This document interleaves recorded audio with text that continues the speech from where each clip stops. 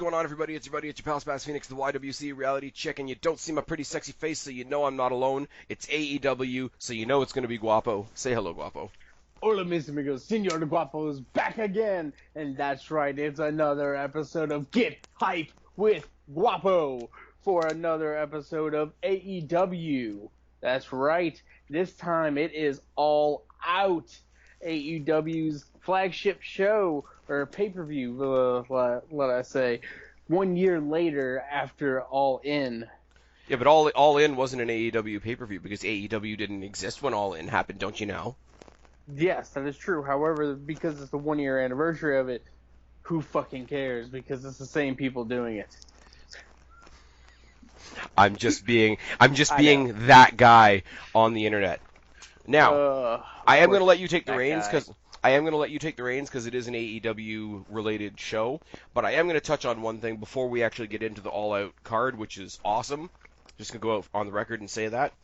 The card looks awesome. There's been a few changes, obviously, because of some unforeseen circumstances, but it's a pretty jacked weekend of wrestling in general. Yeah. Wouldn't you say? I mean, I said this in my NXT UK preview that I did last night. That's live up now on the channel. I'm looking forward to the NXT UK show. I haven't watched it in a while. I'm looking forward to catching up. I personally am not a really big New Japan fan. Fans of this channel know that, but I know a lot of people, in our circles are looking forward to Royal Quest. And then you got All Out. So in the span of 24 hours, in Wales, London, and Philadelphia, we are getting a lot of wrestling that's not main roster WWE. And that doesn't hurt my feelings exactly. Yes. But, and I said last night that was the second last time I'm going to say it. This is going to be the last time I'm going to say it. Can we please get off the shtick of everything WWE does is a direct shot at AEW? NXT UK TakeOver Cardiff does not take anything away from All Out. Different time of day, different part of the globe. It literally has no measurable effect whatsoever. Completely agree. That's my take. I know you've probably got something to say, either agree with me or not. I know everybody's in this sort of realm of like wanting to have their side and defend their side, but literally in this, it's not like what we're going to get on Wednesdays. Like, there's literally no fight here. Correct. And the same, and where I can just, I love the fact that the New Japan show is happening the same day as well, because none of the same criticism is falling on New Japan. So I agree with you completely. NXT had actually had this day booked and announced before AEW had announced for All Out, or announced the date for All Out. I mean, the last one, what was it, Fight for the Fallen, where WWE decided to do the Evolve show? Yes. You could say that was going head-to-head. That was. Because literally, time slot-wise, it was going head-to-head. But it was literally WWE giving the developmental of their developmental a little bit of a platform to advertise their 10th anniversary. I don't think, even if you ask people from AEW, I know Cody did his, well, you can't counter-program this promo, but if you got him out of character and out of the bravado of, hey, I'm the guy that runs this company, they're even going to admit to you that that's not even a speck on their radar. I mean, I was curious, but I checked it out the next day. I was watching Fight for the Fallen, and it's all good. The only real thing that I took away from that Evolve show was, hey, a bunch of people I don't know got a spotlight. I got to see Shotzi Blackheart, who I've only ever got to see at Destiny, and she's fucking awesome. Took a head plant into like 4 steel chairs face first, and then we got a really, really decent Paul Heyman promo out of it. But I don't think anything on that show or that network special presentation, however you want to say it, took anything away from Fight for the Fallen. Fight for the Fallen had criticism on its own terms. They had a lot of editing issues, especially in the pre-show, and a couple things didn't quite come off. I know a lot of people were really critical of Hangman Page, which I don't really understand. So it had problems on its own, for sure. I think it was. I don't know if I don't know another video because of. But then again, you also have to take in circumstance of they're brand new. They're brand new, plus the. Okay, so just a little tangent, but not defending AEW. for their downfalls because hey, they have them and they're gonna fix them. They're a new company. They have bugs. They're gonna fix them. But slight note for anybody who has ever been to the South in during summertime, It's hot. an outside venue, it is very hot. Yeah. So with that, most of these men are used to being in a AC'd arena or backyard or whatever in a enclosed area with AC blowing. Yeah, they're going to be sweating no matter what because they're in a very physical match and everything like that. But you add you add the physical aspect of doing a wrestling match plus outside in about 95-degree heat with about a 80% humidity, you're gonna blow up real quick. Well, I I don't mean, how they did I that, know it's but not a cool thing to mention, but like, look at what happened to all the WWE guys when they did the last Saudi show, and yeah, they got to the point where they were literally reminding us of the temperature on screen while they were fighting. I don't really have any complaints about that show particularly. I mean, there was stuff that wasn't great. It didn't really set the world on fire like a couple of their other shows. They've only done 3 shows at the end of the day, and to say that it was the least like to say it's the worst of 3 shows is kind of my honest opinion, but it's not really a criticism. Like if you've got 3 shows, there's going to be a 1, a 2, and a 3. But I think the little things that we can take apart from Fight for the Fallen, to get back to my initial point, because I know we sort of tangented and came back, but I don't think any of the criticisms that came of Fight for the Fallen had anything to do with a handful of people maybe going and checking out the Evolve show out of curiosity. And I mean, guaranteed something will happen at All Out that somebody doesn't like somewhere. And I'm sorry, but you won't be able to blame NXT UK for that. Like it just right, is the way it is. If Jericho and Page, which we're going to talk about later, much later, I assume, if Jericho and Page, for some reason, against all odds, completely shits the bed, that is not the fault of Walter and Tyler Bate over in NXT UK, over on the other side of the world, at a completely different time of day.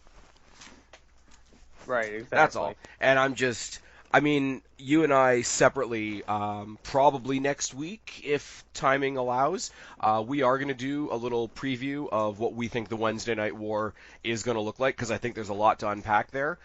But that's where you can talk about like who's taking what from who and who's going up and do the whole Simon Miller thing, who's getting an up and who's getting a down. But this is not it. People want the war. The war is coming. The war is going to be on Wednesday nights. The war is not this Saturday. Yes, I agree. Anyways, other than that, I am completely handing over the show to you. So what are we talking about first? Well, first we got we're gonna talk about the buy-in, aka pre-show. I do like that is their like official thing. Like the Double or Nothing thing had the gambling thing going the whole way through. Yes. So the buy-in made sense, but I just think in general, like their term, like WWE coined the kickoff. I think Mm-hmm. them coining it as the buy-in, it just makes it a little bit uniquely theirs. It doesn't necessarily even mean anything, but it is a cool little thing that sets it apart a little bit, and they make their pre-shows mean something, and WWE could learn something from that. Yes. Well, for the buy-in, we have the women's casino battle royale. So, and this will be a winner receives a women's title shot. I'm guessing whoever the winner is will be facing Britt Baker, if I Britt, remember right. Britt Baker's in it, isn't she? No, there's a match. No, There's a singles she single. had won the match at Double or Nothing. There's a singles match on the main card between two of the Joshi girls. Yes, And I believe it's whoever wins that takes on whoever wins the battle royal. Unless I've been completely misinformed, it because might have been. I I'm think not Britt sure to be honest. Baker's I think Britt Baker's in it. I was hoping you were going to give me a contestants list, but Well, the website I'm on does not have a contestants list, so so this is going to hold make on for. momentarily. I was going to say we're both going to look it up, and this is going to make for great podcasting. It's okay. We can have what's called some edits. No, no edits. Water break Jones. on my wiki. Do do do do do do do do.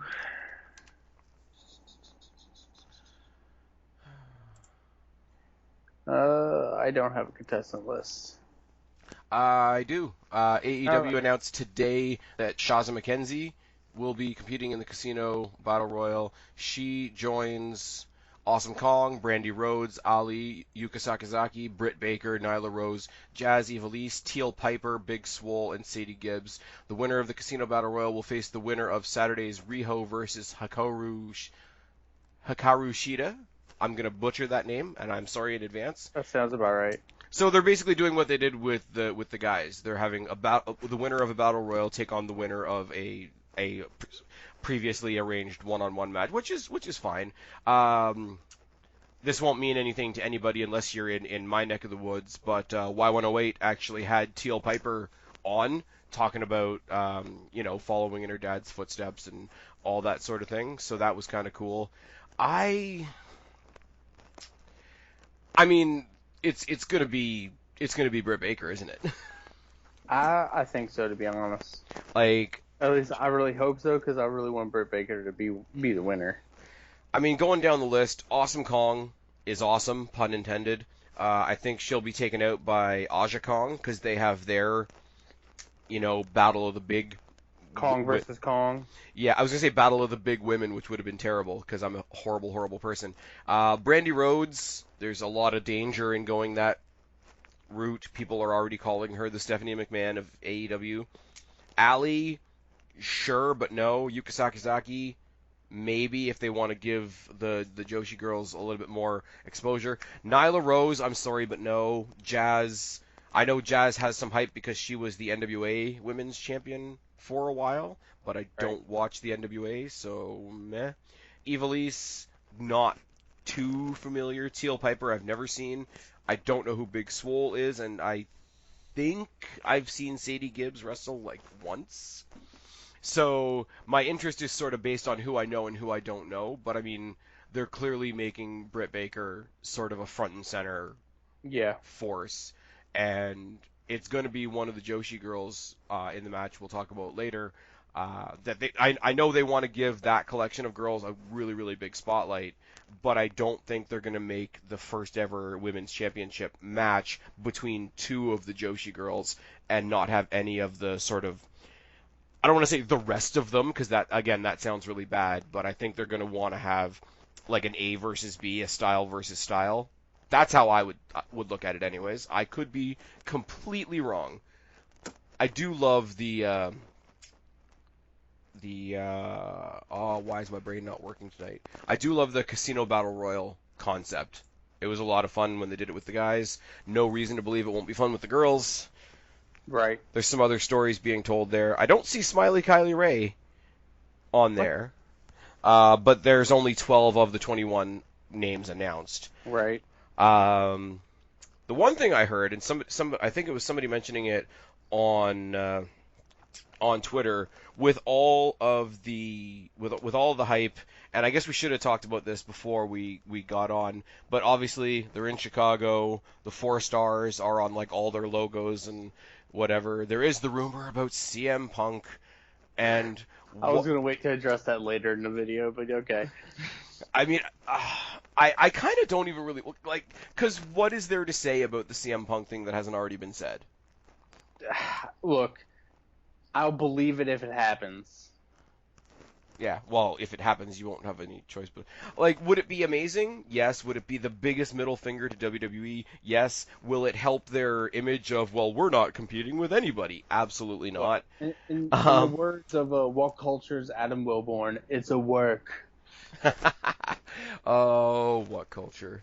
Those guys are live streaming their reactions to all of the pay-per-views on Saturday. God help them. That's the one thing I never really got into was like the live reaction video. I mean, first of all, I don't think that would gain very much interest from when we used to do like live hangout shit. I don't know whether that would fly. But those guys are going to be exhausted, aren't they? Like, think about the time frame in the UK.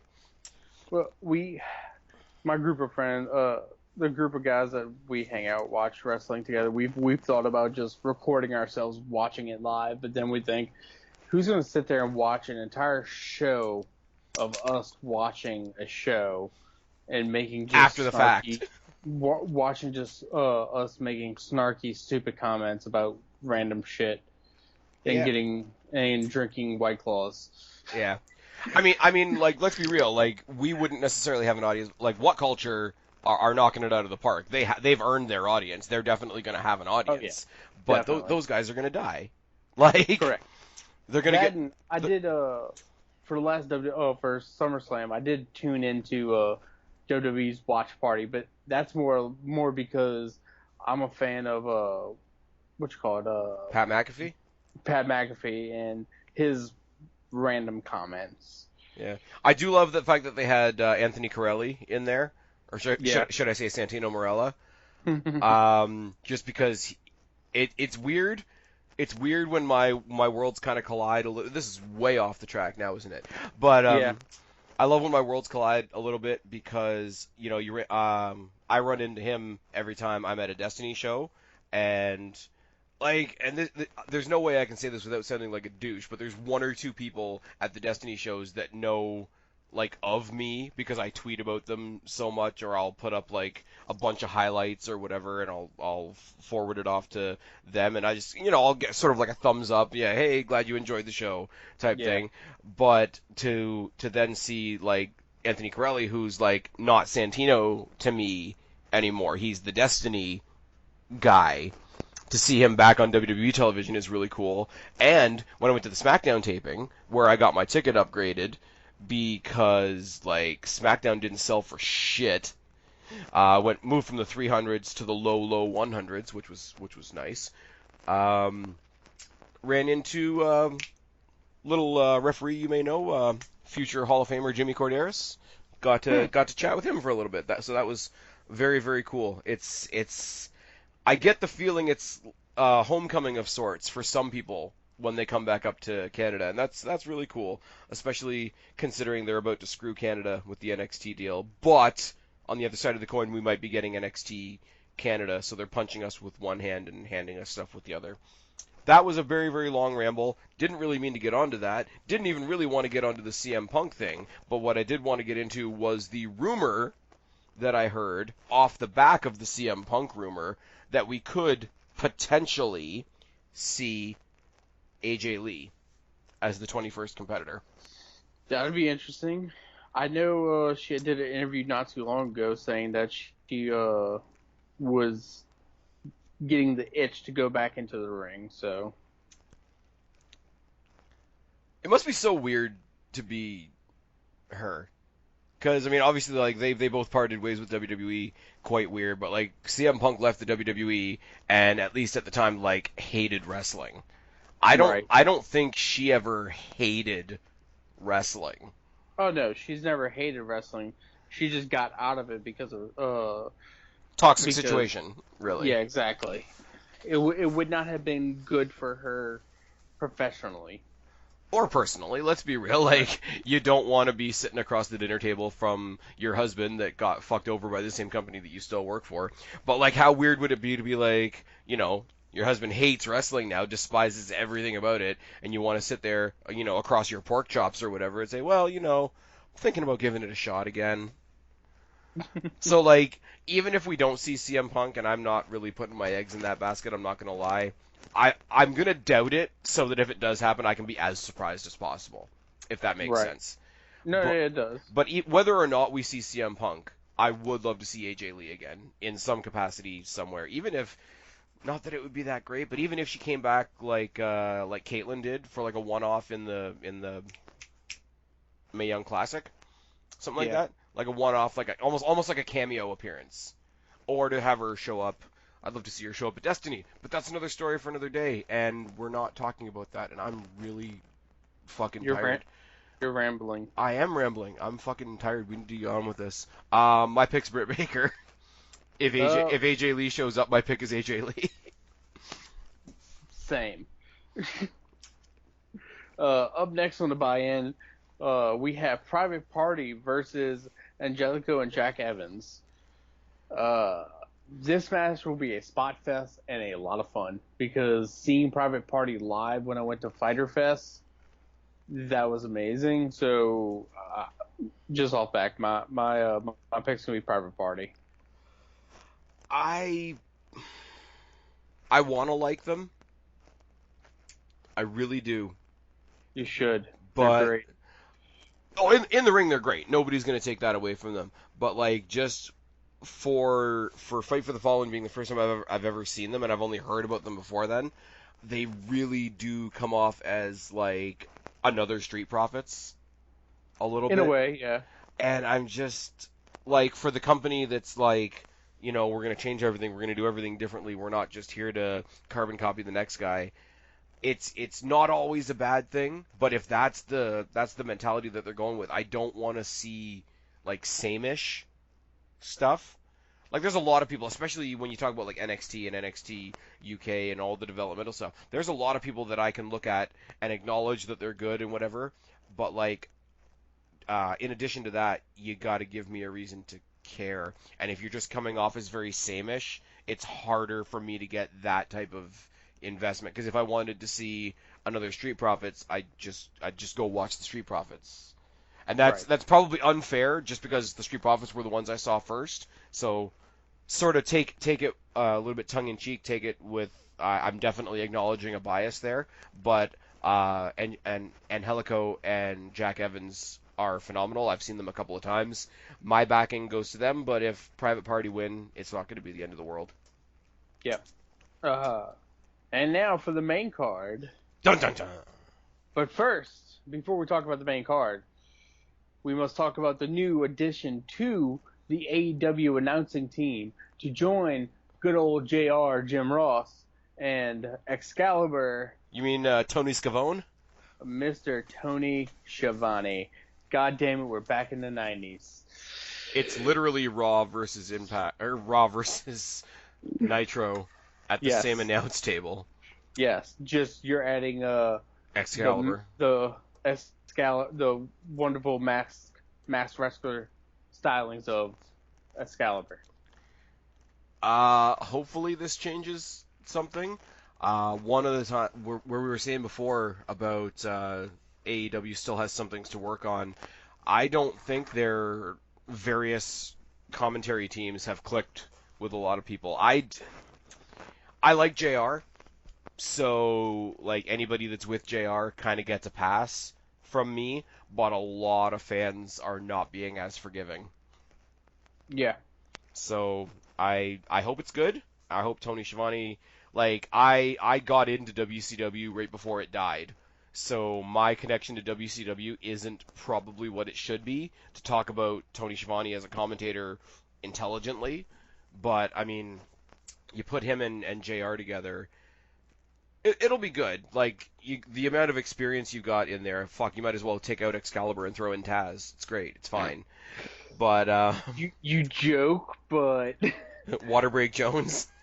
God, if Taz ever joined AEW, I think everybody would have a meltdown. I really do. I think I don't think everybody would enjoy that very well as much as me and you. The guy's just really good. No, he's amazing. Yeah. But I mean, But you know what? You got JR, you got funny. JR who we love, and you got Tony Schiavone who a lot of old school WCW fans love. But they're both, and I don't say this as a criticism, but they're both kind of stuffy. It's why they needed guys like Bobby the Brain or Jerry the King Lawler or Taz or somebody to balance them off. Yeah. Now you put those two. If you put Schiavone, JR, and Taz in a commentary booth, See, the only problem is going to be is Taz going to rip his mic off and get in the ring and start suplexing people. oh Christ, no, but he could like I know. Yeah, no, he would yeah, bring but like he even would like bring not the not color even and everything that they really are looking and needing. yeah, not just from a character point of view because the Taz character is obviously great, but like anybody who's ever listened to his show, the amount of detail he can go into talking about anything about the techniques, the mechanics. of a match, I think like, and he's always said it, and I tend to agree. You need somebody on that commentary booth that's been there, and you need Yep. somebody that we've seen there. You Like, need the believability of I know this Excalibur person has knows what the hell they're doing. I know Excalibur has wrestled, Yes. right? But I haven't seen him wrestle. So to me, he's a masked announcer. Now, Shawn Michaels, we've all seen wrestle. He shouldn't wrestle anymore because he's bald and cross-eyed and old, and he sweats in Saudi Arabia. Also, But take retired him. he retired himself, and he's bald. Anyways, but how credible would any commentary booth be if you put Shawn Michaels on color commentary? Oh, great. Like, it is what it is. Like Corey Graves is sort of a middle ground because he got forcibly stopped before he ever really got started. He's got some of what they need and whatever, and I think that's why they stretch him over both shows. But like everybody else, Byron Saxton, I know Coach trained to be a referee. I know you get a guy like Josh Matthews who tried to be a referee, but everybody else like um, Vic Joseph and Todd Phillips and Michael Cole. Michael Cole, God bless him, who's trying to keep all the commentators together. But Michael Cole, other than that one really awkward time where he was in the orange singlet, isn't a wrestler. Correct. It is what it is. He came out wrapped in bubble wrap. Like we don't need that. Um, but yeah, Shivani should be good. Yes. Who was the other guy they had in there before? Um, Golden Boy. yeah, I could do without that. Excalibur. You did, You yeah. sandwich Excalibur between two guys like Tony Schiavone and Jim Ross. It's going to be a good time. Absolutely. I hope that's their TV team when they start. I think it's going to be. Yeah, because they haven't established it either. Because they did between the two or three, depending on how you want to count them, shows that they've done. They have sort of rotated people in and out, and they don't bring JR in until the kickoff is over.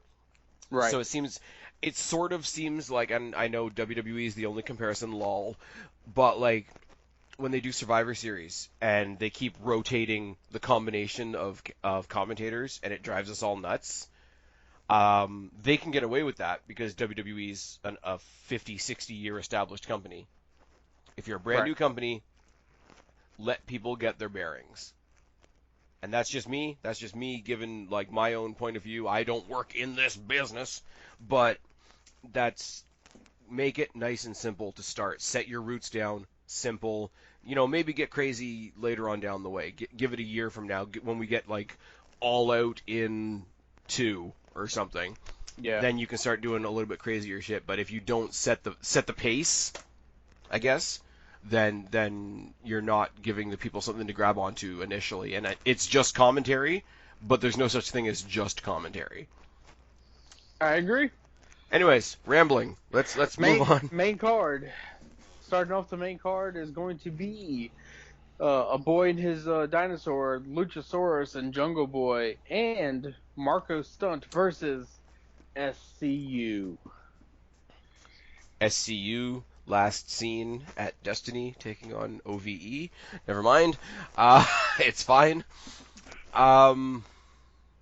SCU are just bodies. Yeah. Like that really is a thing. Like I like them. I'm starting to warm up to Scorpio Sky because I like Kaz and Daniels just as a pairing. They have a shtick. It works. It's simple. Like everybody knows what they're gonna get when SCU comes out, and what they've been. And from the very first, what was it, Double or Nothing? They've been the other guys in the ring for whoever else they were trying to get over.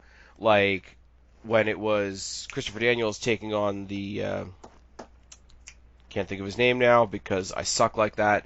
The Oriental guy, and he took him on in a singles match, and then the other two took on Lucha Brothers. I was about to say House Party because I'm an idiot, but like it was a showcase for that other guy. It was a showcase for the Lucha Brothers when they took on the three guys from China. It was a showcase for those guys. Like Yes. OVE SCU are very good at being the other body in the ring for whoever they're showing off at the time. And I think it says a lot for them that they just slot into that role, that they can slot into that role, that they're willing to slot into that role. Um, I think they're in danger of being overlooked for whoever they're putting over, and that kind of sucks. You get sort of a Dolph Ziggler, Tyler Breeze situation if you're always making everybody else look good, because then nobody takes the time to say, "Hey, good job, guys." Um, but I mean, like, I mean, other than the main event guys, like, what act is more over than Luchasaurus and Jungle Boy right now? And Marco Stunt, I've never seen in a match, but like, if he's just part of that fun little group, like you're talking potentially on a card that has, um, Hangman Page and Kenny Omega and Jericho and Cody and Shawn Spears and the Lucha Brothers and the Bucks. You're talking about a card that has all those people on it, and you're talking about a legit, relatively new mid-card act that could get the pop of the night. Yeah. And it's just, I remember when we sat down and we did the get hyped for Double or Nothing, and you were telling me about Luchasaurus, and I was like, oh, what the fuck are you talking about? And you're like, no, you're like, no, Google this guy. And I was like, well, fuck me. And then I saw him wrestle, and I was like, well, fuck me. And then somebody comes along and tells me, oh, by the way, his partner is Luke Perry's kid. And I'm like, say what now? What are we doing? What is actually happening right now? So many dots are connecting. Why am I liking this guy? Oh, Jungle Boy's good, man. He looks like his dad, though, doesn't he? Yeah, he does. Holy fuck. The more you look at Jungle Boy, the more he looks like his dad. The more, like, he's going to be starring on, like, a 90210 revival. And that's not a dig, because I used to watch 90210. No shame. Oh, Lord. Anyway, but yes, my pick's going to be the Luchasaurus, Jungle Boy, and Marco Stunt. I love SCU, but they're going to put these guys over. But they're in that role. Yes. Like, SCU are like the quintessential, like, you almost don't want them to win, because that's not what they're there for. That, and they're also, I really think they're also in the spot that they're showing, yes, hey, look, these guys are losing. They are part of the BTE, like, group of people, and they're friends with the Bucks, everything like that. But just because they're friends with them and they're on the YouTube show and everything, doesn't mean they're going to win every match. Yeah, they're really going for that, like, hey, don't worry, we're not the Clique. Yes. But we definitely are the Clique. Correct. But it's gonna be a lot of fun. I just it's Luchasaurus. I have to go back to it. It's one of those gimmicks where it's like, and here's where I'll fully give it to the AEW fan base. That's a gimmick that would die on its ass in WWE. Yes. I hate to say I agree, but yeah. Can you imagine Luchasaurus in the Lucha House Party? No, because he would never... Luchasaurus coming out with, like, piñatas and doing the finger guns. No, I can never imagine that, because I would never want to disrespect Luchasaurus like that. What about the Lucha Brothers joining the Lucha House Party? Slightly different, but... Oh my God. But no, no.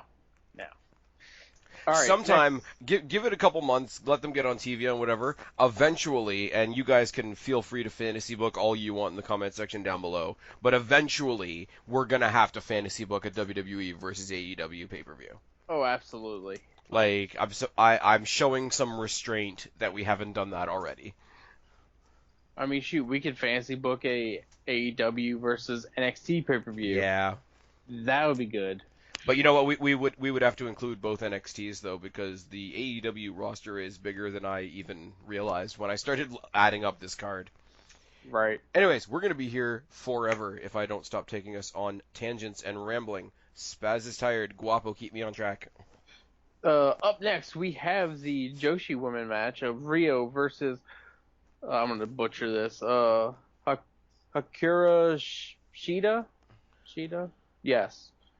I've only seen Rio, so I'm not sure who the other woman is. So let me do a quick Yeah, it Google looks like search. Hikaru Shida. Yeah. Um, Deadly Little Riho. I've already made that joke before. Um, Okay. I think I again, remember it again, now. I'm gonna go with Riho only because I've seen a little bit more of her. So that's again, admittedly, a very slanted view. But Riho versus Britt Baker is probably the match they're setting up for their women's championship. Yeah. I really do wonder because their main title, the one that was obviously revealed by Bret Hart, it's a great looking belt, but it's very ornate and very it's kind of busy looking. And I don't mean that in a bad way, but if all the belts are going to look like that, it could be a bit much, especially when you're putting them on. I'm sorry, you look at Britt Baker, you look at Riho, you're talking about much smaller waists, literally.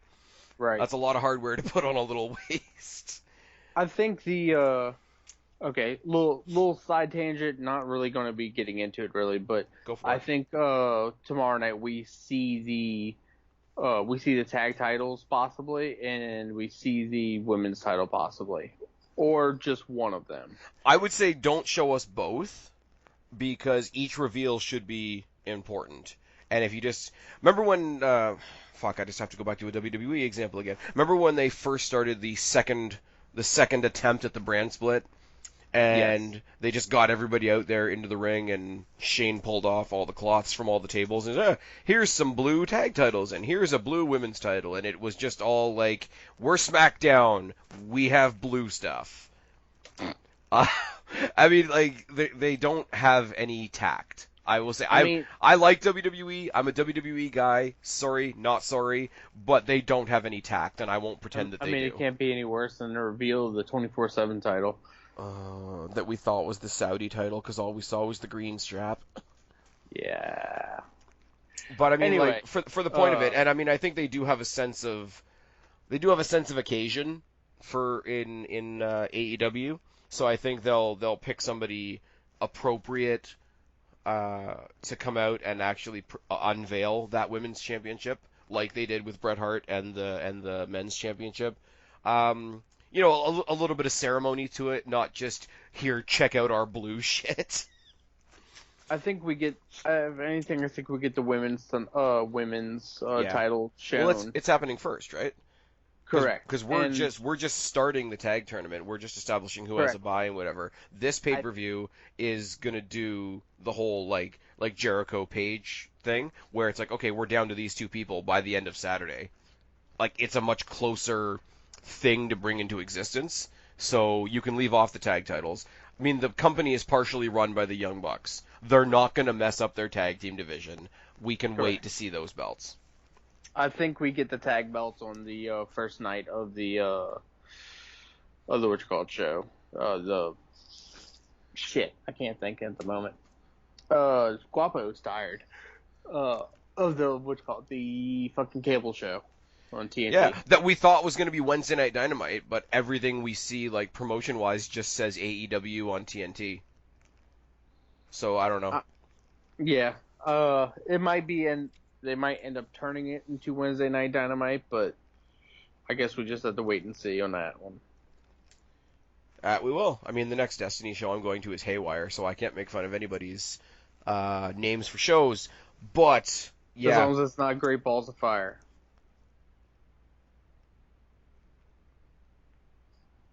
Still there? yeah, I want you to sit there and think about what you just did. Well, you know. It's such good shit. Next match, we have for the winner earns a first round bye in the tag team title tournament. The Best Friends versus the Dark Order. Ah, I wanna like this. I want I want to like this because I like the Best Friends.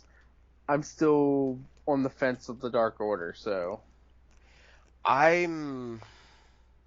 If I was going to this show live, I hate to say this, And there's no way. Again, it's one of those. We're gonna get a lot of these tonight. There's no way for me to say this and not sound disrespectful. If I was at this show live, this would be where I would get up to take a piss.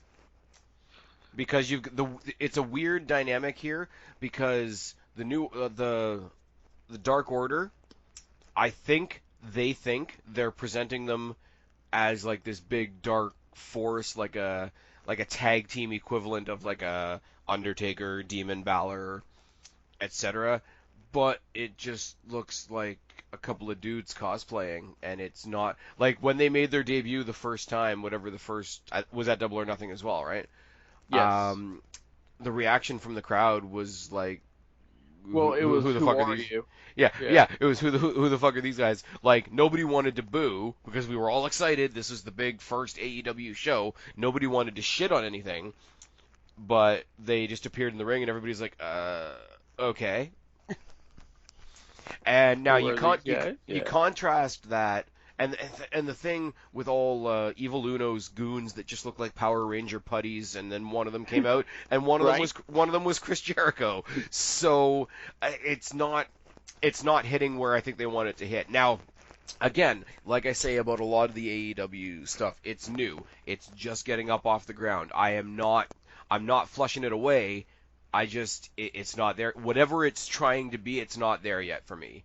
And unfortunately, for the Best Friends, I like the Best Friends, but they come off sort of like a Hawkins and Ryder team of like, we're really good, we're sort of underutilized. You don't really expect much from us. You're going to get a good match when we come out there, but we're going to be this fun-loving, feel-good tag team regardless of the win or the loss. Which is good, and you need teams like that because teams that actually do want to win or lose need to go up against teams like that on their way to whatever they're achieving. But I need to give more of a shit about at least one of these teams, and right now, unfortunately, I don't. Yes.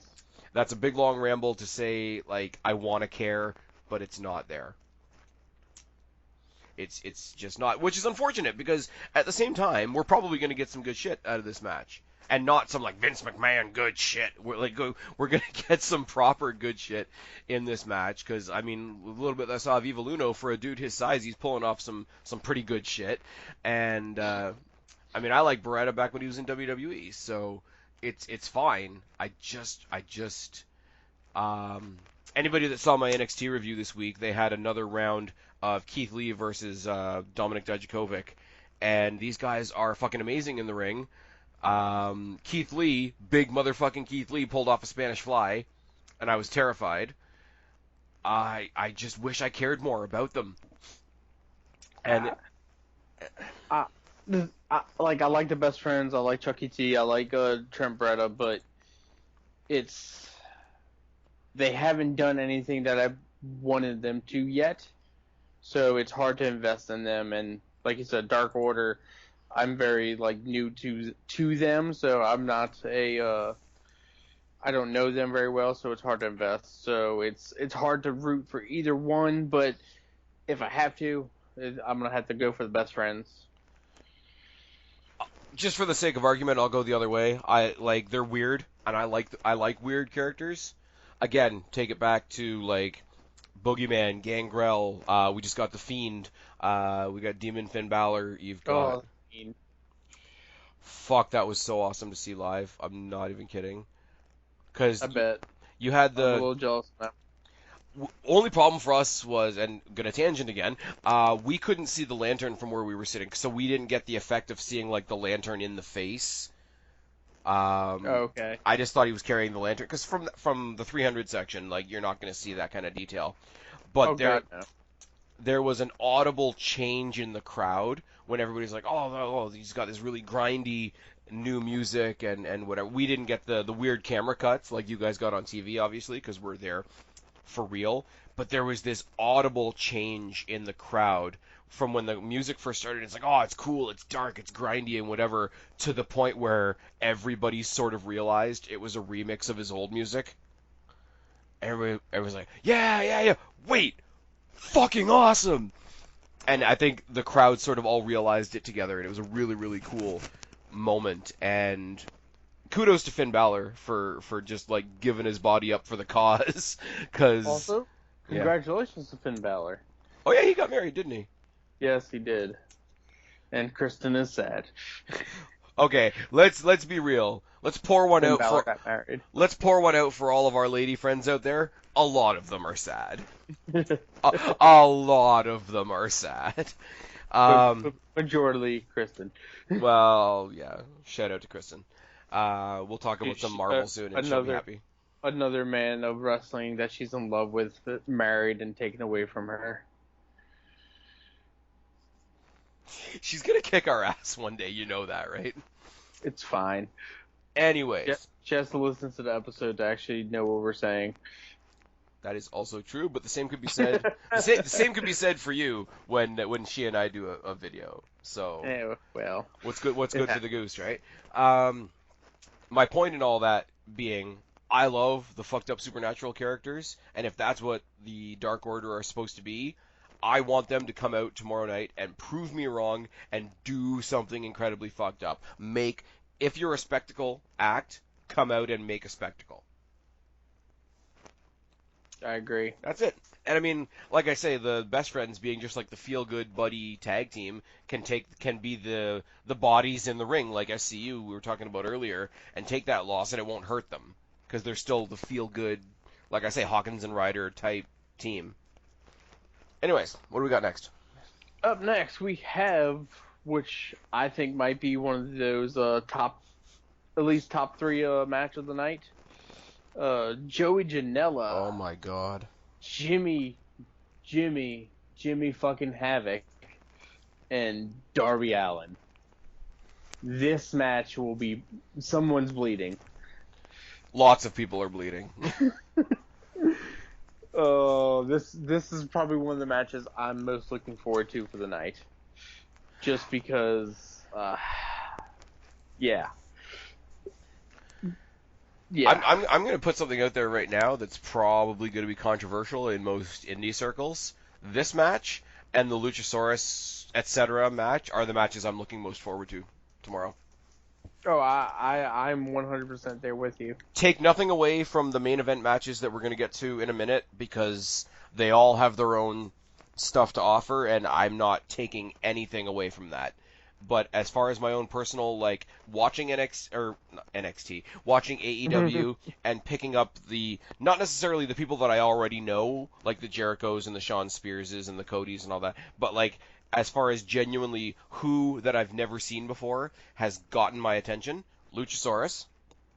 Yep. And Darby Allin. Yep. That coffin drop. Oh. It's not right. Like, it didn't make a good sound. No. Like, I was there live and I heard it. Like, not at all. Like, because it wasn't a smack. It was like you could feel his organs move. Like, there was a wet thud effect. Mm-hmm. Like the people that dry their laundry out on the line, they take the big fucking beating stick to the wet rugs. Like, yes. It wasn't nice. And this is wrestling, where we get people, like, snapping their necks and landing on their face and landing on thumbtacks and cutting themselves open and whatever. And somehow we can watch that. The Darby Allin coffin drop just I don't know, man. It's the moment in Texas Chainsaw Massacre when the guy's trying to escape the basement and all his fingernails start popping, and you're like, ugh. I just watched that and I'm like, no, don't do it. Don't replay it. Don't, like, let me believe it didn't happen. Like, it was very effective, is what I'm saying. It's the moment in Heredity where the guy's sister gets decapitated. It's way, way too real. Yeah. Not gonna lie, I definitely made a GIF of it, and I use that anytime one of my friends is, like, all up in their feelings on Facebook. Oh dear. Yeah. Pretty great. If Darby Allin, like, there's not a lot of things that are going to piss me off on this show. If Darby Allin doesn't win this match, I'm kind of going to be pissed. You know what? I hate to say it, I can't even pick one Yeah. definitively.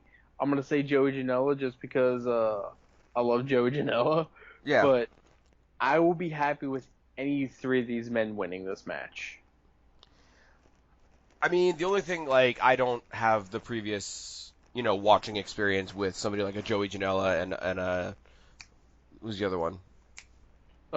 Jimmy Havoc. Jimmy Havoc. Those are names that people got really hyped about just when they were announced for the last show. So obviously they've got huge followings and whatever. I don't think as many people knew Darby Allin, so he's obviously like new kid on the block and whatever. But it's his introduction to me was facing Cody, and Cody is one of the people that runs the company. So whether he's actually in a main event slot or not, he's a main event guy. So here's this brand new guy that I've immediately gravitated to as a fan, who's already kind of been presented as competition for one of the main guys. That puts him ahead in my book. He's my AEW equivalent of Jeff Hardy. Yeah. Totally different, totally weird, totally. If you try to tell somebody else why you're a fan of this guy, they're going to kind of look at you sideways. He's my guy. Like if I'm starting to put together like who are Spaz's guys in AEW, it's gonna be a couple of the Joshi girls whose names I can't pronounce, which is really unfortunate. It's gonna be Darby Allin. It's gonna be Luchasaurus, and I mean Luchasaurus, Jungle Boy as a package. Yeah, I think going forward, like he's going to be one of my like if they had an Intercontinental Championship, I would say why isn't he your Intercontinental Champion? I think also side tangent too. We're gonna get another title at some point too. Yeah. Maybe not right away, but at some point in the somewhat near future.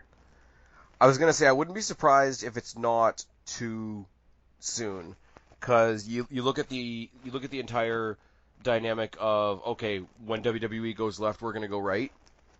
Yeah. What does WWE get shit on for? Too many titles? Too many fucking titles, and it's not wrong. No.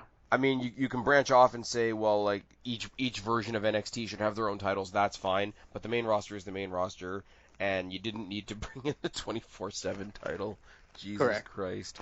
So I think they will, and they already do. Like from not having titles so far, they've built stories on other things. I think they're gonna give WWE a run for their money by saying like, okay, we've got our three main titles, and then we're going to go ahead and show you that you can build really, really compelling feuds and rivalries and whatever that don't need titles. I think that would be one of those things that would say like, okay, we're changing wrestling. This is how we're changing wrestling. You don't need to fall back on, we're fighting because there's a pretty shiny thing. Yes. I mean, I'm being a little sarcastic there, but you get my point. No, absolutely.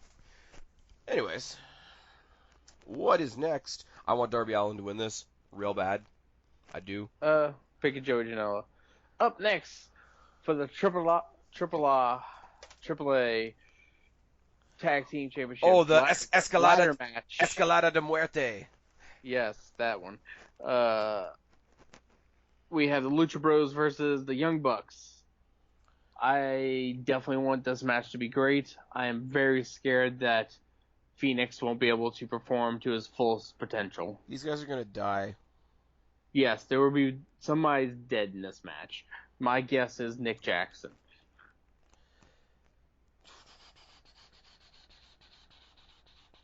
Do you want to guess on who will die? I'm only gonna say Pentagon because of all the, and I only know them as rumors. So if you have more detail than me, please bring it on in. But the rumors of Rey Fenix's condition at the moment, if he's gonna have to hold back, his partner is gonna have that instant desire to like overextend himself and Right. kind of like try to make up for what he knows his partner can't do. And in a match like this, in a style that these guys wrestle, that little, poorly advised overextension with the best intentions could be what really fucks somebody up. I don't wish that on them, obviously, because I think the Right. match is going to be great. I just hope that they don't see themselves as having a setback and try to compensate for it, and that be the thing that fucks them up instead of the setback, because now you've got two people potentially injured instead of just one. Right. Now that's the nitty gritty, like, something bad might happen, but like something amazing might happen. The only other thing I can think that they do is if Ray is so messed up that for some reason they bring in that El Dorado kid or whatever his name was from Double or Nothing to fill in for Ray. That would be awesome. That would be fine. That's a good substitute. That would be. I And see, this is we're into another tricky situation of like who do you want to win versus who makes sense to Right. win. I don't think they're going to be featuring the AAA tag team titles forever Correct. once they get their own. So I want to say leave the AAA titles on the Lucha Brothers Yes. because the Bucks will probably get the main titles. But I pull back from that logic because at some point you gotta say, okay, the guys running the place aren't going to give themselves the belts. Right. So if they're not going At to, least not at first. right? So if they're not going to do that, and if they are going to put the belts on somebody else, like a younger team, like a Best Friends or a Boy and His Dinosaur or something like that, then absolutely have the Young Bucks in the quote unquote other story, where you can still feud with those, or you can hold those titles again for a bit to bridge that gap with this other company that they have this great working relationship with. But I definitely don't want to see Young Bucks going into a situation, not yet anyways, where they're still trying to establish, titles and what means what. You don't need to have that situation of, oh, the Young Bucks are double champions. Like, Right. and again, down the line, when they've established the lineage of their own belts and the combining of those two titles will mean more, then yeah, you can experiment with stories like that. Okay, so you've got the AAA titles who have been around for, I guess, as long as AAA's been around. I don't know, and I won't pretend to know. And you're also holding these other belts that have been around for about 5 minutes and a cup of coffee. Like that doesn't really hold weight yet. Yes. Anyways, so for safety's sake, I would say leave it on the Lucha Brothers. If you've got somebody substituting in for Rey Fenix, that becomes a bit of a weird story because you've got this third body that became a champion out of nowhere. Right. So how they write that becomes a little bit more of a convoluted thing. But as I said, Young Bucks don't need the titles. They're the Yeah. Young Bucks. That is their title. I'm gonna go with Lucha Bros because that allows them to go back down to AAA, drop the titles, and then don't do shit until they go to TV. Right. Are they? They're not actually contracted to AEW, are they? Mm, I'm not 100% sure on it, to Yeah. be honest. And see, this I, is where like you have and this is where I'm very much not an indie guy, other than the Destiny stuff. Where you get into this situation of, okay, here's AEW who are putting on all these amazing matches with all these amazing talents. How many of these talents are actually theirs? right. And that's again, that's not me putting them down. That's just me putting myself in the mindset of a brand new wrestling fan trying to figure out what the lay of the land is. Questions like that is something that they might want to, like, if they're not, then absolutely welcome them, celebrate them, and hey, AEW is more than happy to have AAA's Lucha Brothers with us tonight for this thing, and you can play that up as a positive thing as well. But if they are on your roster, play them up as people you are proud to have on your roster. If they're not, play them up as people you're proud to have as your guests, but draw that line at some point. Right. Like WWE doesn't have that problem. WWE doesn't have talent sharing arrangements with people. But I think if you do, because you're coming to a mainstream TV audience now, some people are going to want that stuff written out in black and white for them. Right. And I might be one of those people.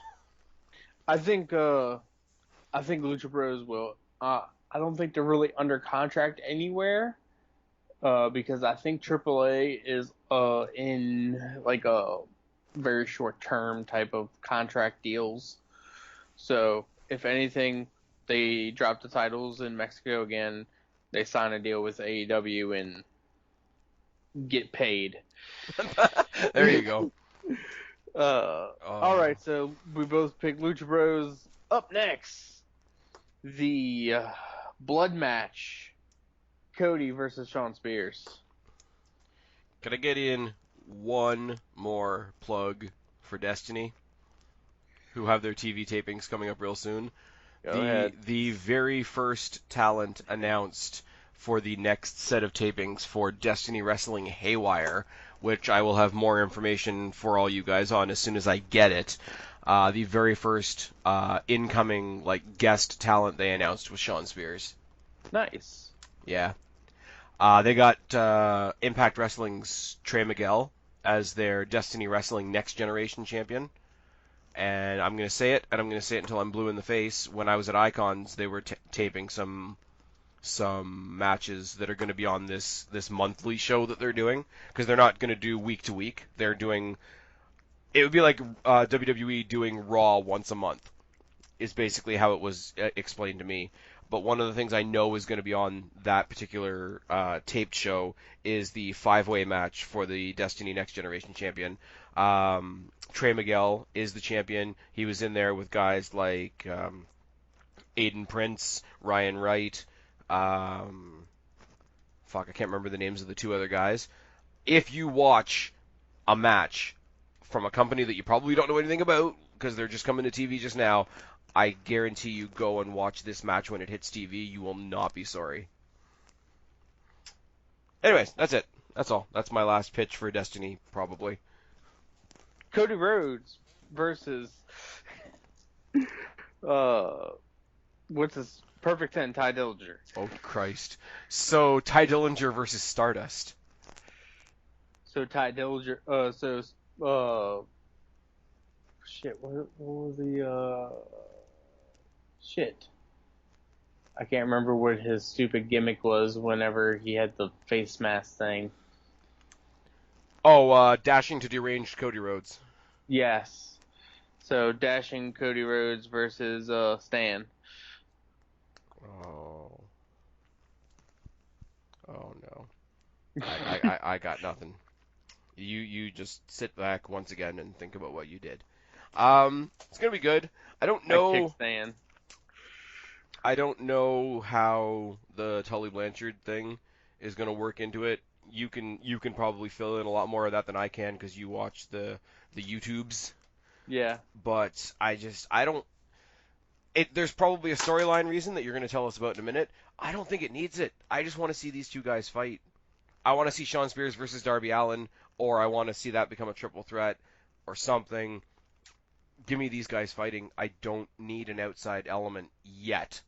Like, this is their first meeting.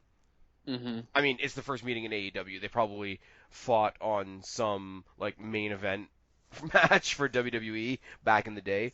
But House shows. I don't need an extra element already when I haven't. Don't add to the thing when I haven't seen the thing yet. But they need to add the things to the thing. Stuff and things. Yes. So Cody versus Shawn. I'm actually going to pick Shawn. Yeah. Because I see some dastardly heel things, and I see MJF fucking over Cody. Not exactly on purpose, but yeah. MJF Because is. MJF's MJF's not on this card, is he? Yes, I just noticed that he's not on this card. So maybe he's in Cody's corner. Sorry, sleep deprived. Need sleep. It's a ridiculous o'clock. It's tired in here. Yes. We need a tag team of MJF and The Miz. Yes. Put that in my veins. Anyways, a lot of different ways we can go with this. Apparently, the rumor is that Cody has chosen a corner person for himself as well, and it's a mystery. Roddy Roddy Raw. Rumors that it could be Arn Anderson. But you mentioned What Culture before. It was brought up on one of their podcasts earlier this week. It doesn't really make sense for Tully and Arn to be on opposite sides of each other when they were in the Four Horsewomen, or for the Four Horsemen. Horse women? Yeah. Come on, man. Well, you know. They were the Four Horsemen, and they fought against Cody's dad. So Right. why would they be on opposite? Like, I get that they want to make that connection and they want to strike that that emotional tone with the long-term wrestling fans because there's history there. And don't get me wrong, I applaud them for that. I applaud them for as many times as they've gone back in history and referenced the past and chronicled like the history of wrestling really well in that regard. Look at the lead up that they did when it was Cody versus Magnus for the NWA title, and like I say, and again I've said this a lot tonight, the sense of ceremony that they put into that. But I think if that's the goal here, I think it just misses the mark. Yeah. If Arn Anderson is in fact who they're going with, I mean, it could be Pharaoh for all we know. It could be Brandy in his corner. It could be MJF, who's the friend, who's not really his friend or whatever. Um, I don't know. But I think if it is Arn Anderson, I think it barely, but it misses the mark. And I don't want to see anybody in anybody's corner. I just want these guys beat the shit out of each other. It'll be fine. Yes. I agree. Sean takes it this time. That way Cody has something to come back from. It's a good story to be told. Tully maybe gets involved, and that way you push forward to the next match where Tully Blanchard is barred from ringside. And I don't know. It's the first chapter of what will hopefully be like a 2 or 3 match story, so you can't really have the good guy go over right away. I get that, but at the same time, are they going to be that formulaic? Yes. Probably. Next. Up next, we have the cleaner Kenny Omega versus John Moxley. Wait, what's that? No, Moxley's out. He has a staph infection. Oh shit. All right. Wait a minute. Somebody in AEW has a staph infection? CM Punk arrival confirmed. Get him a Z-Pack. Get somebody out there. Kenny Omega needs to look strong. Let's make him look strong, brother. Put him up against Roman Reigns. This doesn't make Roman look strong. Oh my god, Kenny Omega versus Roman Reigns. The worst part is it's probably actually a good match. Yeah, nobody would give it credit at all. Or it would be like, oh my god, how could they saddle Kenny Omega with this? They gotta carry this guy that can't do anything. Okay, alright, you're fine. It's fine. Anyway. It's fucking tired in here. So Kenny Omega versus Pac, which I'm happy with, but it's not. I mean, this was one of their dual main events. They really got fucked by the. And I'm not blaming Moxley. Don't get me wrong. You can't blame the guy for a health issue, but this really fucked them. Yeah.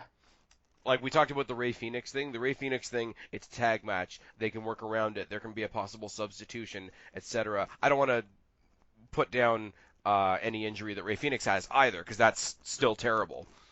But this really fucked them. Yes. Like a lot.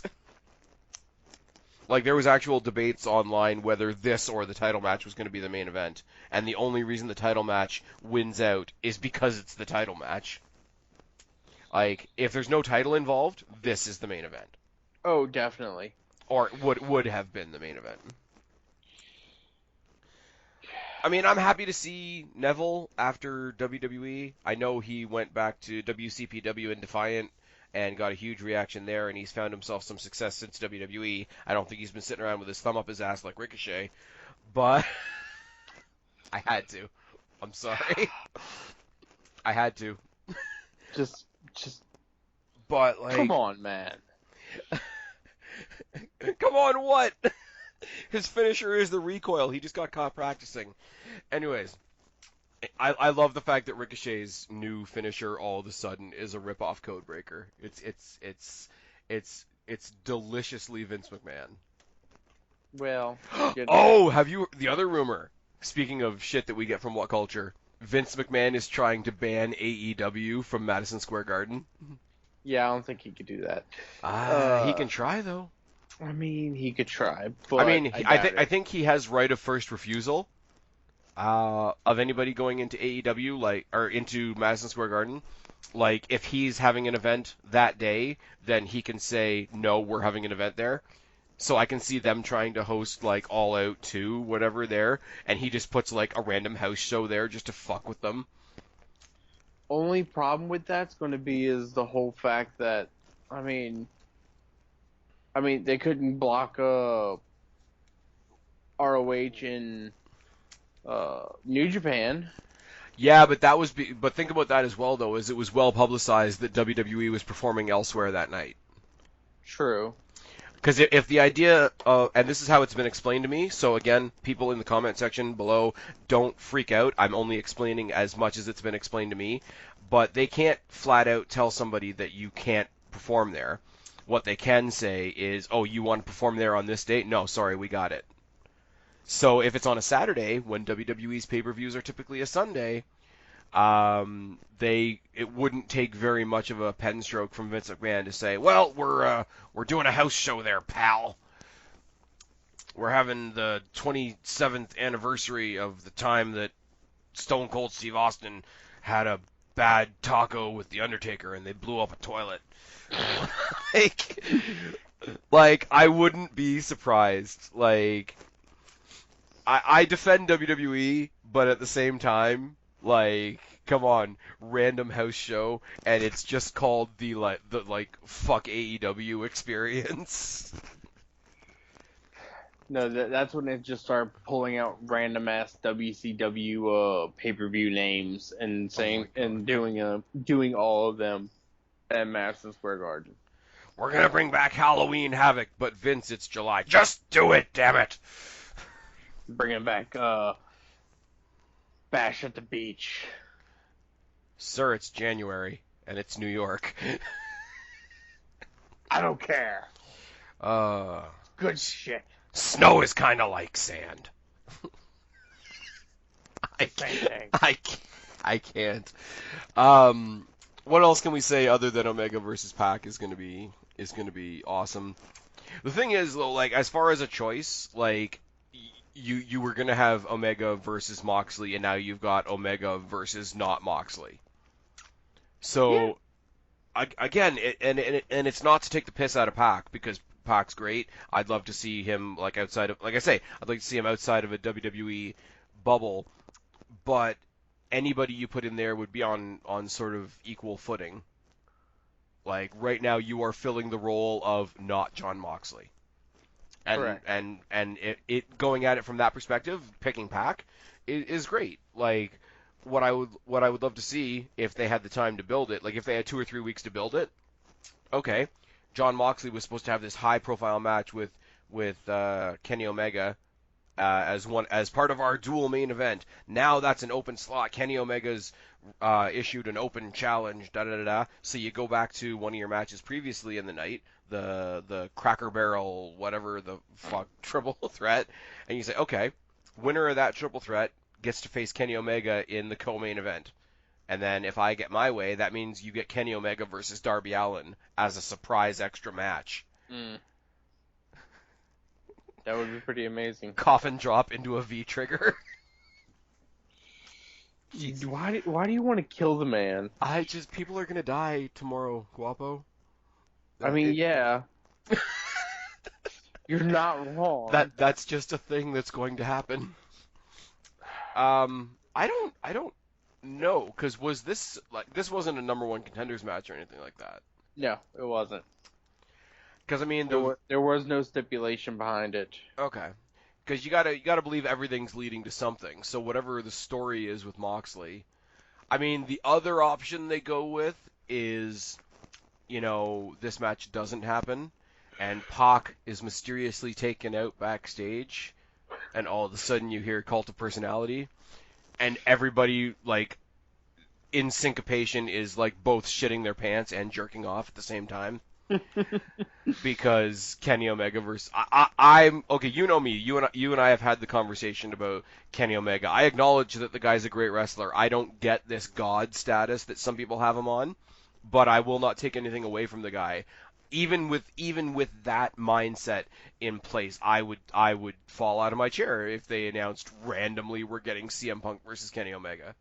Right? Like, I'm not an idiot. I have my Or opinions, but I'm not an okay, idiot. okay. So Pox had issues with his visa before. Oh That's my why we god. didn't get him versus Hangman. What do you mean? He doesn't look like an illegal immigrant. Night of night of the show, he doesn't actually have any issues. They just Kayfabe. they kayfabe that he's actually fighting for the show.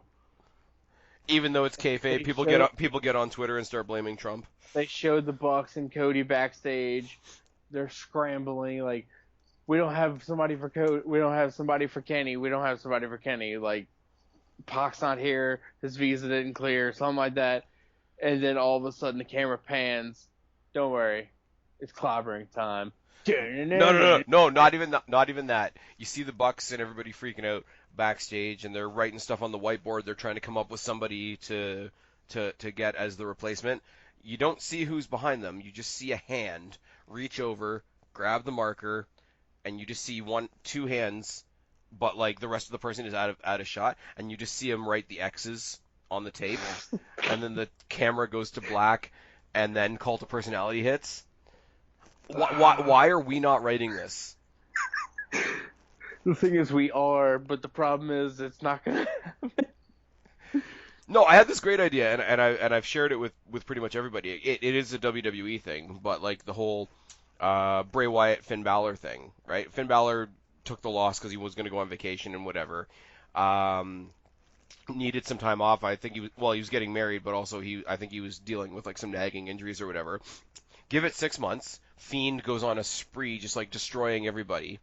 He comes out and he's like taking out whatever his latest victim is. The light goes out. The light comes back on, and here is the Fiend staring eye to eye with Finn Balor, regular Finn Balor, but he doesn't say anything.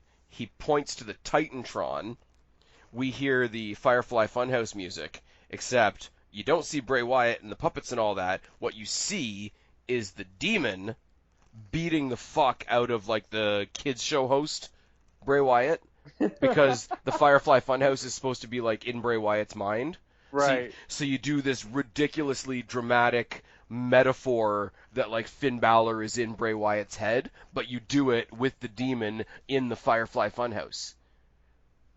Mm-hmm. It's good. That'd be some good shit. It's not going to happen, but it's good. And this is the same thing here. You do something very, very simple, like somebody off camera just grabbing a marker and drawing an X on his hand before Cult of Personality hits. Or they have a whiteboard. They're like, who do we have? And somebody just writes clobbering time or something. I don't know. It'd be great. Or we just get Kenny Omega versus Pac. You mean what we're actually getting? Yeah. Yeah. Yeah. And it sounds like we're not shitting on the match. The match is going to be great. Oh yeah, I mean, But I'm looking forward to watching Kenny versus Pac. But there's nothing to say though. Like there's no build. There's no story because it just got announced. That's nobody's fault. Right. But we're not talking about the match because there's nothing to talk about. The only way you could possibly build some story into it is if you have some sort of involvement with Hangman Page, because they were supposed to fight when he had to pull out. But I mean, you're not going to have Hangman Page getting involved in this because his match is probably next. So it's just you're just going to get a in the words of Michael Hamflett, just some more good wrestling. Right. And that's fine, because this is AEW saying, like, we couldn't give you what we advertised, but here's this. So. And it's probably the best here's this they could possibly have come up with. All the credit to them for having all this talent to draw from to put a match like that together. But at the end of the day, it is still here's this. Then we got the title match. For this match, I'm picking Kenny. If it's Kenny versus Pac, I'm picking Kenny.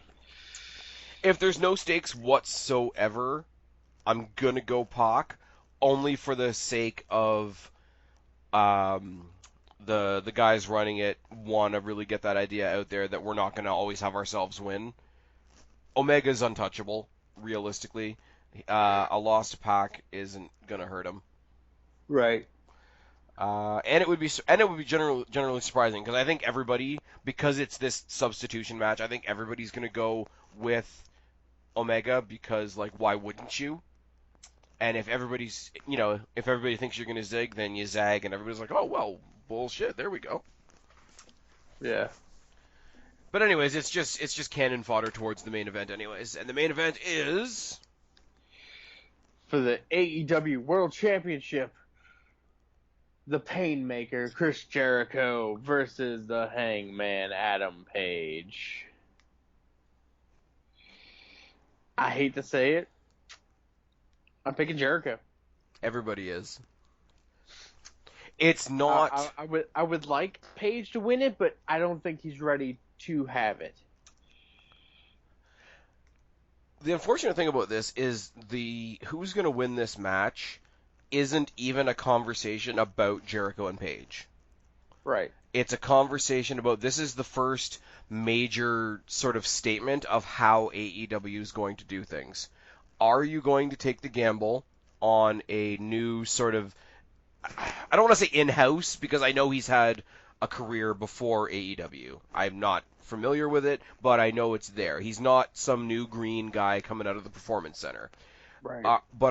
As far as this new company, as far as a worldwide audience, are you going to take the gamble on this younger, up and coming, soon to be big star that you want to make, that you want to cultivate, or are you going to go the route of what most people compare it to is Impact and just, hey, here's the big former WWE name, we'll put the belt on him and our belt will look better. Right. Because Jericho doesn't need the belt. Correct. I agree. The belt might need Jericho, but that's a very different statement. Go to Page, the belt doesn't necessarily need Page, but Page could absorb all of the affluence and prestige of the first ever quotation. Right. So the belt would help Page, Jericho would help the belt, and literally it's a divergent of what kind of story is AEW going to tell? Are they going to go with the veteran that's going to put his name on the belt, or are you going to go with the younger guy who the belt is going to make? And I'm not going to lie to you, man. I don't know which way I want them to go. I really don't. My answer for this match is that I don't have an answer.